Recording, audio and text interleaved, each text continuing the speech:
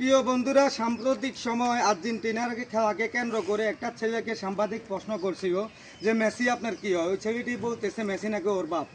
আমি এটা দেখার পর শোনার পর হতাশ। আজকে মসজিদে নামাজ পড়তে গেছে, ওইখানেও এটাকে নিয়ে আলোচনা করছে হুজুরে। আসলে হুজুরের আলোচনাগুলো গুরুত্বপূর্ণ হয়েছে। মেসি ওর আব্বা কীভাবে হয়। আমি খেলাকে পছন্দ করি, খেলা দেখি, এটা আমার থাকতে পারে। খেলাটা হলো একটা বিনোদনের জায়গা।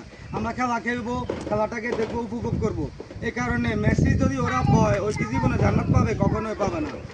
যে জন্মদাতা পিতাকে যে সম্মান করতে পারে না, সে কখনো ছেলে হতে পারে না। এই যে আমার সন্তান, তাকে আপনি যত কিছুই বলেন না কেন, সে আমাকে সবসময় আব্বুই ডাকবে, কারণ আমি তার সন্তান। তার বরণ পোষণ সব কিছু আমি চালাইতেছি, তার লেখাপড়া হইতে সব কিছু আমি চালাইতেছি। সে আমাকে আরেকজনকে ডাকবে?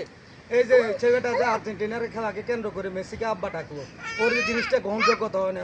ওর বাপের কত লজ্জা পাইতেছে। এই ভিডিওটা সামাজিক যোগাযোগ মাধ্যমে ভাইরাল হওয়ার পর ওর বাপে কত লজ্জা পাইতেছে না ভাই। এগুলো থেকে আপনারা বিরত থাকবেন। খেলা সবাই পছন্দ করে।